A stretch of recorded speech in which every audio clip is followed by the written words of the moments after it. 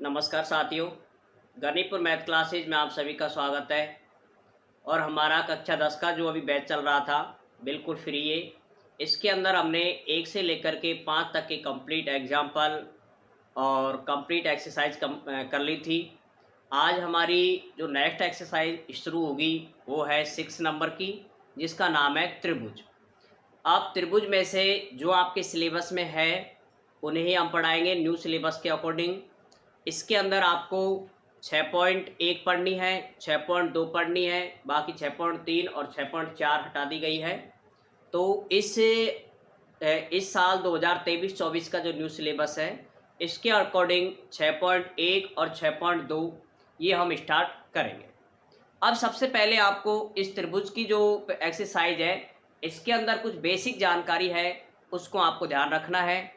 और फिर हम हमारी जो एक्सरसाइज है इसके अंदर पूरे क्वेश्चनों को भी देख सकते हैं।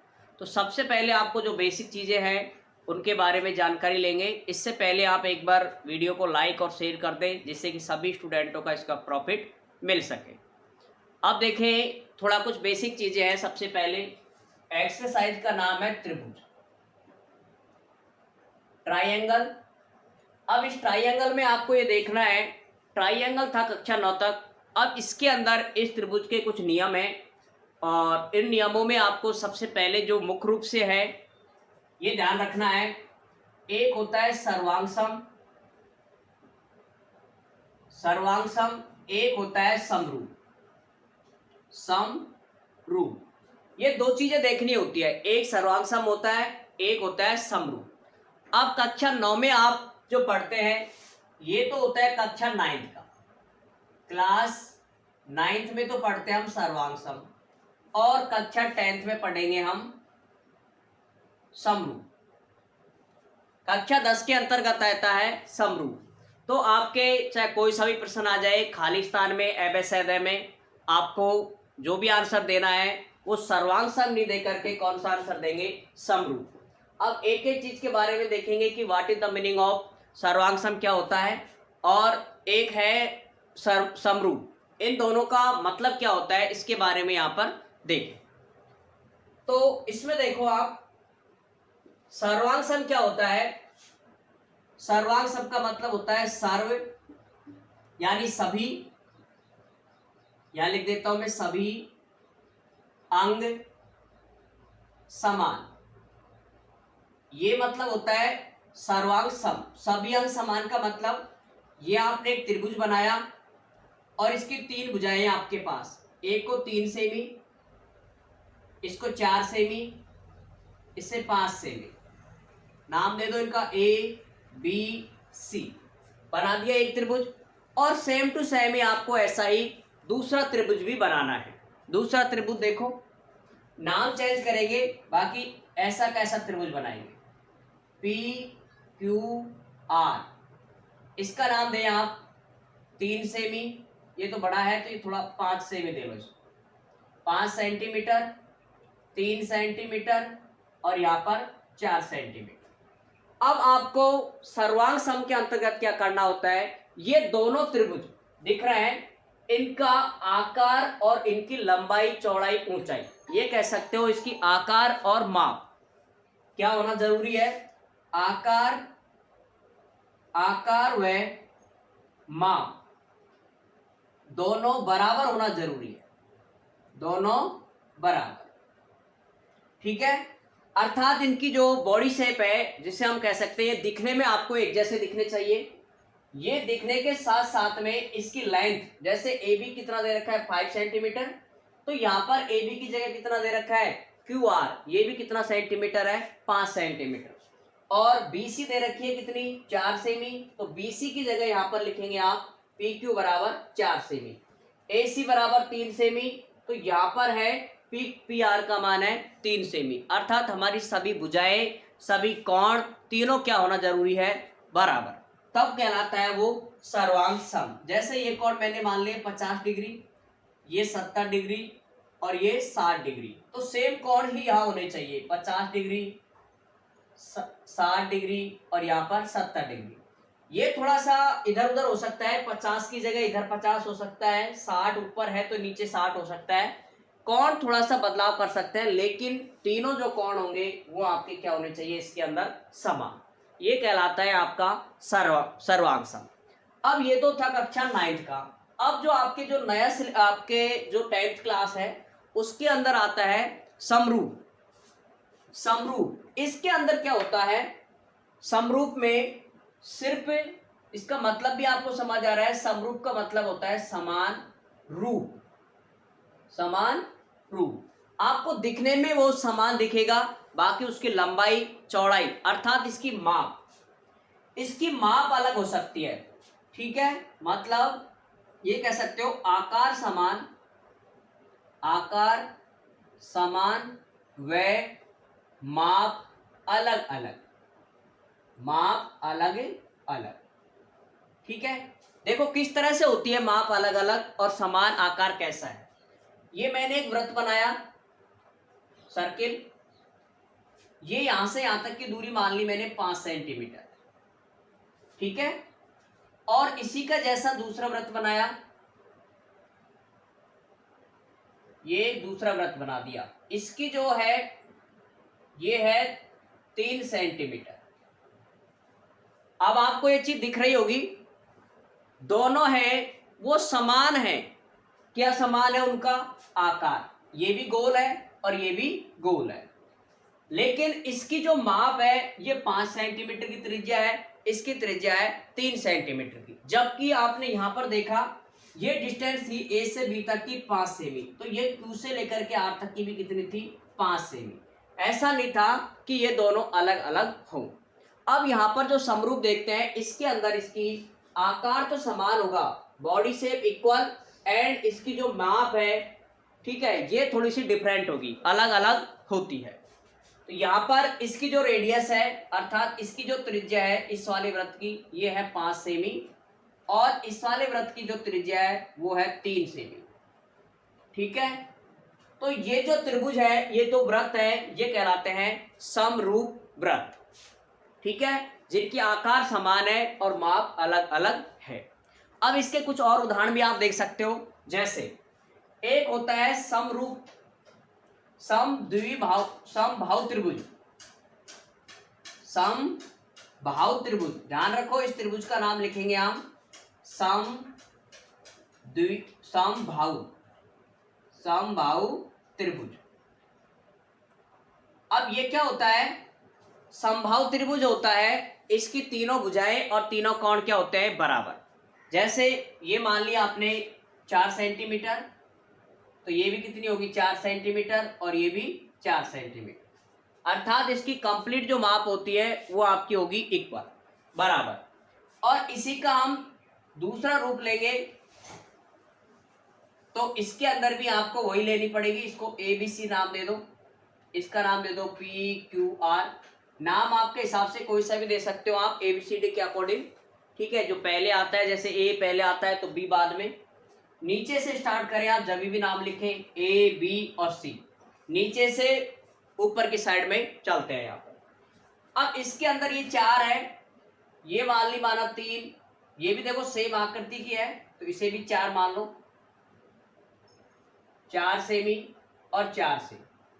अगर ये तीनों दोनों बराबर हैं तो ये वाली शर्त होगी आपकी कौन सी वाली में, सर्वांग सम में, क्योंकि इसकी माप, आकृति और माप दोनों समान है। ये 4 है तो ये भी 4, ये 4 है तो ये भी 4, और ये 4 है तो ये भी 4। यदि ये थोड़ा अलग हो जाए, जैसे अलग का मतलब ये 4 की जगह यहां पर आ जाए 2, यहां पर ये 2 सेमी और ये भी 2 सेंटीमीटर, ये भी 2 सेंटीमीटर, क्योंकि समबाहु त्रिभुज है, तो समबाहु त्रिभुज होता है जिसकी तीनों भुजाएं क्या हो, समान।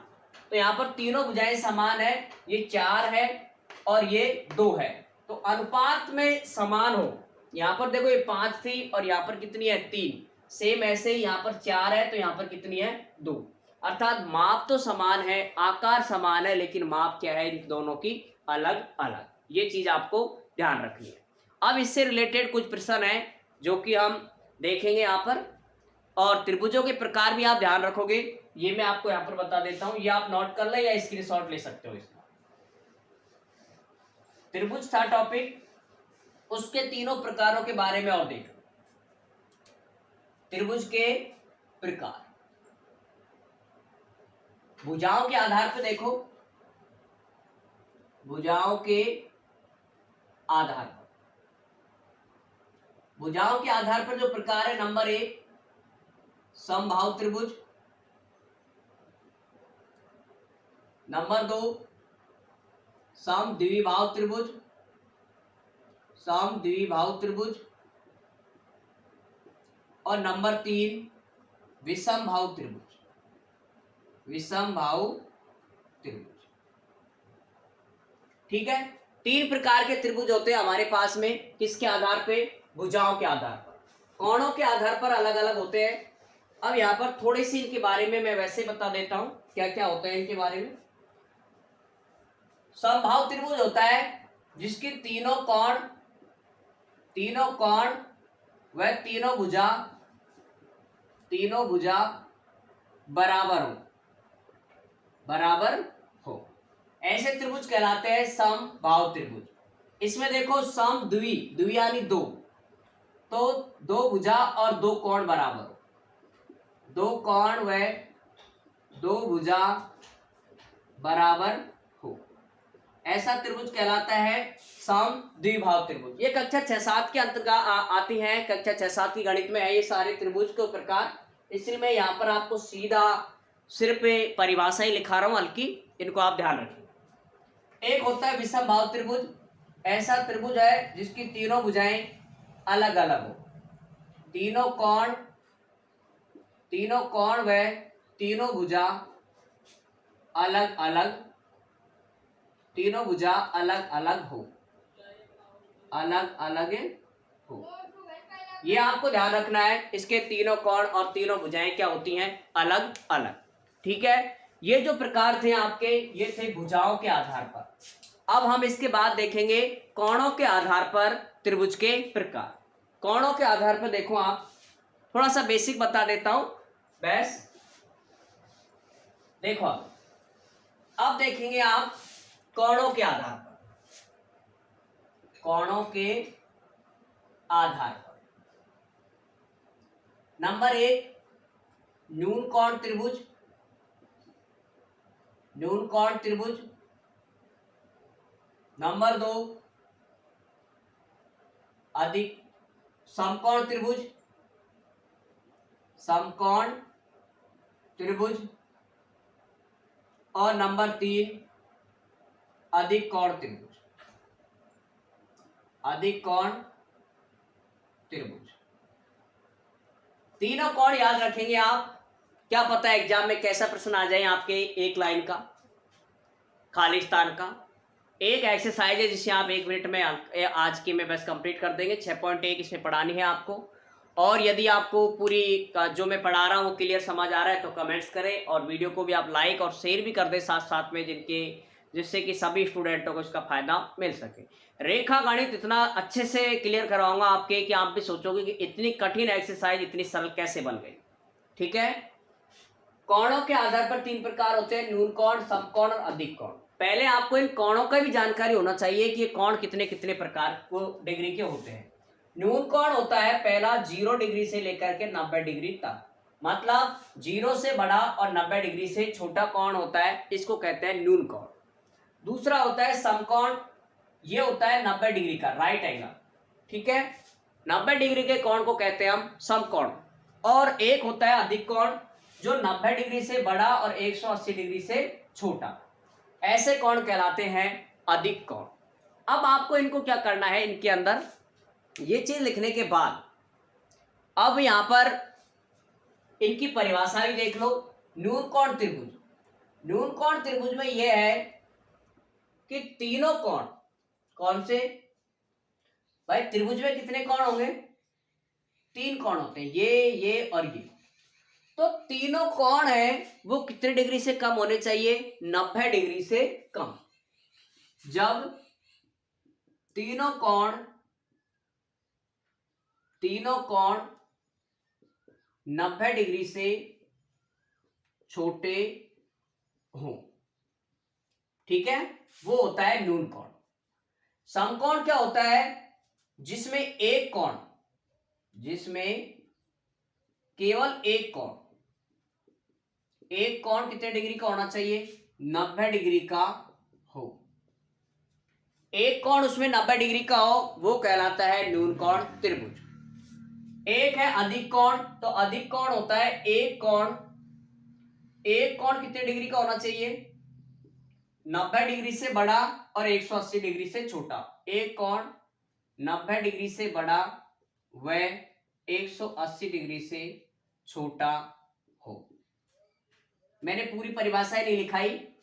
जिसमें एक कोण 90 डिग्री का हो समकोण त्रिभुज, एक कोण जिसके अंदर, यहां पर तो न्यून कोण में तीनों कोण आते हैं, न्यून कोण के अंतर्गत आएंगे तीनों कोण, बाकी सब में आपको लिखना है एक एक कोण। यहां पर भी एक कोण और यहां पर भी एक कोण। क्लियर यहां तक? त्रिभुज के दोनों प्रकार, भुजाओं के आधार पर, साइड के आधार पर और एंगल के आधार पर। ठीक है, क्लियर? स्क्रीनशॉट ले सकते हो आप, चाहे नहीं याद कर लें आप। खाली स्थान में आपको कुछ भी पूछ सकता है, इसलिए मैंने इनको कंप्लीट हल करवाया है। अब देखो आप एक्सरसाइज निकाले आप, जब भी आपको मैंने बता रखा है एक्सरसाइज आप जब भी पढ़े 6.1 या फिर कोई सी भी, आप हमेशा बुक जो कि एनसीईआरटी की बुक है, ठीक है, एनसीईआरटी की बुक है, जिनको नई मिल चुकी है वो नई से देखें और जिनको पुरानी मिल चुकी है वो पुरानी से देखें। सारे राज्यों में एक ही सिलेबस चलता है एनसीईआरटी का, तो आप चाहे कैसे किसी भी स्टेट के हो, कक्षा 10 का जो ये बैच है ये बिल्कुल निःशुल्क है आपके लिए, किसी प्रकार का कोई चार्ज नहीं है। इसके अंदर पूरे एग्जाम्पल, पूरे कंप्लीट सवाल और मॉडल पेपर, प्रैक्टिस सेट सारे आपको प्रोवाइड करवाऊंगा। ठीक है, मैं एक गवर्नमेंट टीचर, तो आपको इन चीजों के बारे में बिल्कुल क्लियर बताऊंगा। अब आप इसमें 6.1 निकालो। इसमें आप चित्र भी देख सकते हो, ये एक ताजमहल का चित्र दिया हुआ है, दिख रहा है। इसके अंदर पहला ताजमहल थोड़ा बड़ा है, फिर थोड़ा छोटा है, फिर और छोटा है, तो ऐसे त्रिभुज कहलाते हैं, ऐसे आकृति कहलाती है समरूप। समान रूप है लेकिन माप समान नहीं है। ठीक है, समरूप का मतलब होता है समान रूप, समरूप समान रूप। ठीक है, अब देखो आप 6.1 निकालें आप, बुक पेन कॉपी साथ में रखें। छोटी सी एक्सरसाइज है बस, अब हो एक मिनट थोड़ी देर में। कोष्ठकों में दिए गए शब्दों में सही शब्दों का प्रयोग करते हुए रिक्त स्थानों की पूर्ति करनी है। पहला देखो, सभी वृत्त खालिस्तान होते हैं। पहला प्रश्न है सभी वृत्त खाली स्थान होते हैं, ऐसे प्रश्न आएंगे आपके एग्जाम में। यहां पूछा है समरूप और दूसरा नाम दिया है सर्वांग सम। आपको मैंने पहले ही बताया कक्षा 10 के अंतर्गत सर्वांग सम नहीं होता है। कक्षा 10 में क्या नहीं होता? सर्वांग सम नहीं होता है कभी भी, तो इसके लिए आंसर आएगा समरूप। ठीक है, नेक्स्ट देखो, दूसरा जो प्रश्न है वो है सभी वर्ग खालिस्तान होते हैं। अब इस प्रश्न का आंसर आपको देना है समरूप या सर्वांग सम। बताएं, जल्दी कमेंट्स करें, जितने भी साथी जुड़ रहे हैं कमेंट्स करें इसका आंसर। आंसर यही है, समरूप और सर्वांग सम। तो आपको मैंने जस्ट अभी बताया है कक्षा 10 में ये है ही नहीं, सिर्फ समरूप। क्लियर? नेक्स्ट देखो, सभी खालिस्तान त्रिभुज समरूप होते हैं। इसके लिए एक ही सूत्र याद रखना है आपको, सभी समबाहु त्रिभुज। ये मैं आपको डायरेक्ट आंसर बता रहा हूं, समबाहु त्रिभुज ही क्या होते हैं? समरूप, समरूप होते हैं। सिर्फ और सिर्फ समबाहु त्रिभुज ही समरूप त्रिभुज होते हैं, बाकी और नहीं होते हैं। अगला जो प्रश्न है इसके अंदर देखो, चौथा नंबर का, भुजाओं की संख्या की समान संख्या वाले दो बहुभुज समरूप है। तो अब यहां पर ये देख लो, समरूप की शर्त है एक तरह से, समरूप होने की शर्त, ये आप याद रखोगे, स्टार लगा दो इसको, ये आपसे पूछ सकता है एग्जाम में। समरूप होने की शर्त नंबर 1, समरूप होने की शर्त क्या है? उनके संगत कोण, संगत कोण क्या होने चाहिए, खाली स्थान है लेकिन ये होने चाहिए बराबर, बराबर होने चाहिए। एक शर्त तो ये है, खाली स्थान में भी दे सकता है और एक नंबर में भी दे सकता है आपको, इसलिए ध्यान रखें आप। इसमें से आपको प्रश्न आएगा इस एक्सरसाइज में से 1 + 3 नंबर, टोटल आएगा 4 नंबर की एक्सरसाइज है ये। एक प्रश्न खाली स्थान का आएगा और 3 नंबर का एक प्रश्न आएगा आपके एग्जाम में, जो आएगा 6.2 से, 6.2 से आएगा, 6.1 से नहीं आएगा। 6.1 से सिर्फ एक नंबर का आएगा इनमें से। तो समरूप होने की शर्त आपसे पूछ सकता है, ये ध्यान रखेंगे। मोस्ट, सारे प्रश्न मोस्ट है ये, क्योंकि इसमें से एक प्रश्न आ सकता है एग्जाम में, मोस्ट। ठीक है, समरूप होने की शर्त बता रहा हूं मैं आपको, संगत कोण बराबर होने चाहिए, नंबर 1। नंबर 2 शर्त, सवाल को दे रखा है लेकिन इसको क्वेश्चन के रूप में कन्वर्ट कर दिया मैंने। संगत भुजाएं, संगत भुजाएं समानुपाती, संगत भुजाएं समानुपाती होती है। ये खालिस्तान है ये दोनों, लेकिन खालिस्तान आंसर भी है। ठीक है, और ये होती है समरूप त्रिभुज की, समरूपता की शर्त। क्लियर, ये आपको ध्यान रखना है समरूप की शर्त क्या होती है। और इसके बाद इसमें देखो नेक्स्ट प्रश्न, निम्नलिखित युगों में से 2 भिन्न भिन्न उदाहरण दीजिए, समरूप आकृति और ऐसी आकृति जो समरूप नहीं है।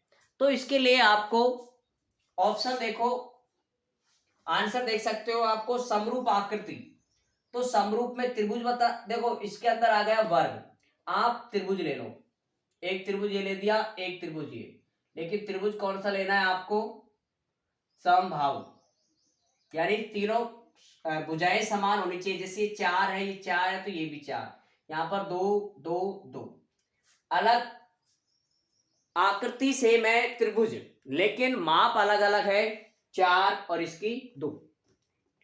इसके अलावा और भी उदाहरण ले सकते हैं आप। वृत्त वाला मैंने आपको बता ही दिया।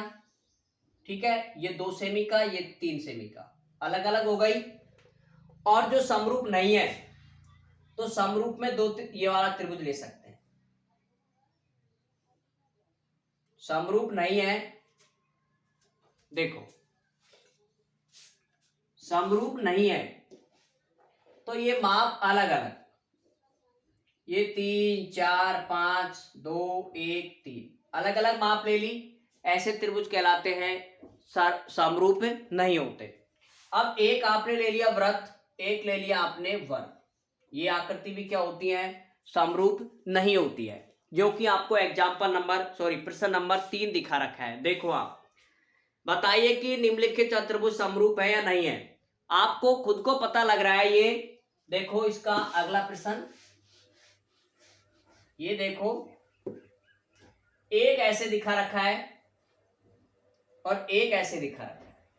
आप मुझे बताएं आकृति समान है क्या, आकृति समान है क्या इनकी। ये देखो इसकी आकृति वर्ग है, ये एक समांतर चतुर्भुज है, समरूप ये समचतुर्भुज है ये, क्योंकि इसकी सभी भुजाएं बराबर दे रखी है, सभी भुजाएं बराबर हैं ये, तो ये कहलाता है समचतुर्भुज, समचतुर्भुज। जबकि ये क्या है, वर्ग, जिसकी चारों भुजाएं बराबर है।